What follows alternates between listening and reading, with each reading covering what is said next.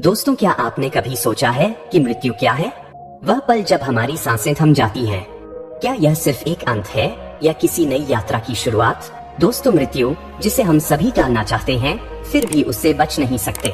यह जीवन का सबसे बड़ा रहस्य है जो हर इंसान के हिस्से में आता है, फिर भी इसकी गहराई को कोई समझ नहीं पाता। दोस्तों, कहा जाता है कि हमारे जन्म से पहले ही यह तय हो जाता है कि हमारी आखिरी सांस कहाँ और कब होगी। लेकिन सवाल यह है, क्या हम इसे बदल सकते हैं? क्या हम अपनी नियति को मात दे सकते हैं? दोस्तों, सोचिए, अगर किसी ने आपको बता दिया कि आपकी मौत एक खास जगह पर होगी, तो क्या आप उस जगह जाने से बच पाएंगे या फिर विधि के विधान के सामने हर प्रयास विफल हो जाएगा? दोस्तों, आज की यह कहानी उन सभी सवालों के जवाब ढूंढने की एक कोशिश है जो मौत को लेकर हमारे मन में छिपे रहते हैं। दोस्तों, आज की कहानी बहुत महत्वपूर्ण विषय पर है। मेरा आपसे हाथ जोड़कर निवेदन है कि कहानी अंत तक सुनिए, क्योंकि शायद इस कहानी में वो जवाब छिपा है जिसे आप हमेशा से तलाश रहे हैं।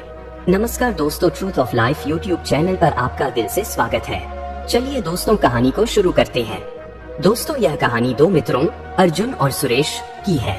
दोनों बचपन के साथी थे, लेकिन स्वभाव में बिल्कुल विपरीत। अर्जुन निडर और जिद्दी था। उसे अपनी मेहनत और बुद्धि पर बहुत गर्व था। वह हमेशा कहता, भाग्य जैसी कोई चीज नहीं होती, मैं अपनी मेहनत और चतुराई से सब कुछ हासिल कर सकता हूँ। सुरेश इसके विपरीत शांत और धार्मिक स्वभाव का था। वह भाग्य और विधाता के विधान में विश्वास रखता था। जब भी अर्जुन उसकी बातों का मजाक उड़ाता, सुरेश बस इतना कहता, अर्जुन, विधि का विधान अटल है, इसे कोई नहीं बदल सकता। उसी गांव में एक दिन एक प्रसिद्ध संत महात्मा वासुदेव आए। उनका नाम दूर दूर तक उनकी विद्वता और भविष्यवाणी की शक्ति के लिए प्रसिद्ध था। गांव के लोग अपने अपने सवाल लेकर उनके पास पहुँचे। हर किसी को उनसे जवाब और समाधान मिलता। सुरेश ने अर्जुन से कहा, आओ अर्जुन, चलो महात्मा जी के दर्शन करते हैं, उनकी बातों से तुम्हें भी कुछ सीखने को मिलेगा। अर्जुन हंसा और बोला, सुरेश, मैं वहाँ इसलिए जाऊंगा ताकि तुम्हारे साधु की भविष्यवाणी को गलत साबित कर सकूं। चलो देखते हैं उनके पास क्या कहने को है। महात्मा वासुदेव एक विशाल पीपल के पेड़ के नीचे बैठे थे। उनकी उपस्थिति शांत और आभा में थी। अर्जुन और सुरेश उनके पास पहुँचे। अर्जुन ने व्यंग्यपूर्ण स्वर में पूछा, महात्मा जी, क्या सच में आप लोगों का भविष्य जान सकते हैं? महात्मा जी ने शांत मुस्कान के साथ कहा, पुत्र, यह विधि का विधान है, मैं केवल वही देख सकता हूँ जो पहले से लिखा जा चुका है। अर्जुन ने चुनौतीपूर्ण स्वर में पूछा, तो क्या आप यह बता सकते हैं कि मेरी मृत्यु कब और कहाँ होगी? महात्मा जी ने कुछ क्षण आंखें बंद की, फिर बोले, पुत्र, तुम्हारी मृत्यु आज से 6 महीने बाद पूर्णिमा की रात हिमालय की घाटी में होगी। अर्जुन हंस पड़ा और बोला, आपकी यह भविष्यवाणी झूठी साबित होगी, मैं कभी हिमालय की घाटी में जाऊंगा ही नहीं। फिर देखता हूँ आपकी यह विधि कैसे काम करती है। महात्मा जी ने गंभीर स्वर में कहा, पुत्र, विधि का विधान कोई नहीं बदल सकता। परिस्थितियाँ, समय और जगह तुम्हें वहाँ ले जाएंगी जहाँ तुम्हारी मृत्यु लिखी गई है, चाहे तुम कितनी भी कोशिश कर लो। अर्जुन ने हंसते हुए कहा, तो मैं अपनी कोशिश करके इसे गलत साबित करूंगा।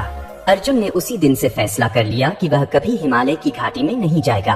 उसने गांव छोड़ दिया और सुरेश से कहा, मैं ऐसी जगह जाऊंगा जहां हिमालय का नामो निशान भी न हो।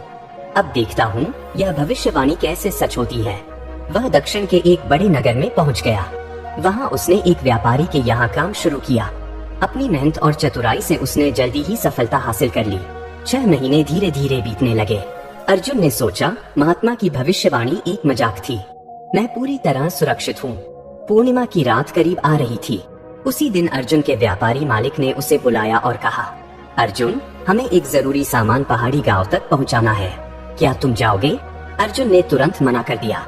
उसने कहा, मैं पहाड़ी गांव नहीं जा सकता, किसी और को भेज दीजिए। लेकिन व्यापारी ने कहा, यह काम बहुत जरूरी है, अगर तुमने इसे पूरा किया तो तुम्हें बड़ा इनाम मिलेगा। अर्जुन ने सोचा, यह सिर्फ पहाड़ी गांव है, हिमालय की घाटी नहीं, मैं सुबह तक वापस आ जाऊंगा। अर्जुन सामान लेकर पहाड़ी गांव पहुंच गया। काम खत्म करके लौटने की तैयारी कर रहा था, लेकिन अचानक मौसम खराब हो गया। भारी बारिश और तूफान की वजह से उसे वही रात गुजारनी पड़ी। रात में जब तूफान शांत हुआ तो उसने सोचा कि अब लौट जाना चाहिए, लेकिन रास्ता भटककर वह हिमालय की घाटी के पास पहुंच गया। अंधेरे में उसे यह एहसास नहीं हुआ कि वह कहाँ है।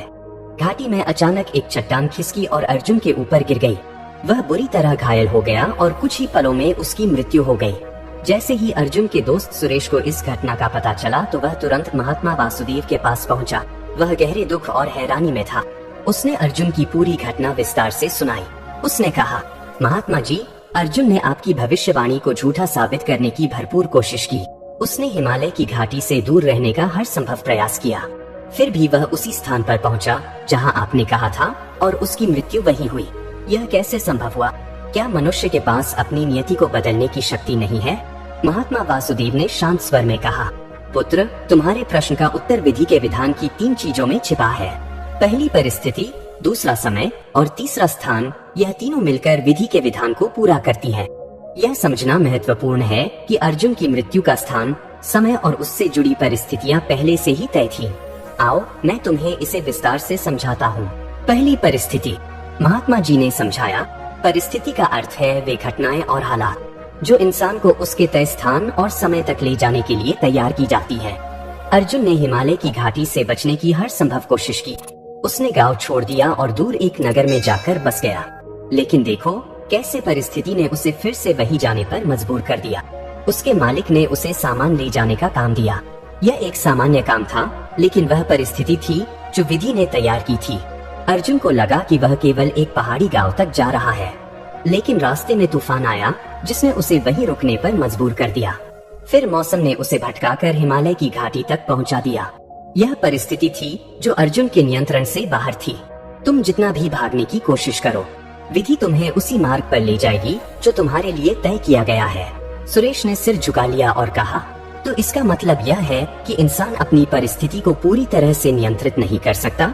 महात्मा जी मुस्कुराए और बोले, पुत्र, परिस्थिति और कर्म के बीच संतुलन है।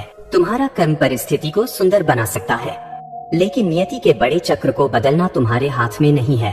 फिर महात्मा जी ने आगे कहा, समय विधि का सबसे महत्वपूर्ण हिस्सा है। हर घटना का एक समय तय है। अर्जुन की मृत्यु पूर्णिमा की रात होनी थी और वह समय अटल था। उसने अपनी बुद्धि और प्रयास से समय को रोकने की कोशिश की, लेकिन देखो क्या वह ऐसा कर पाया?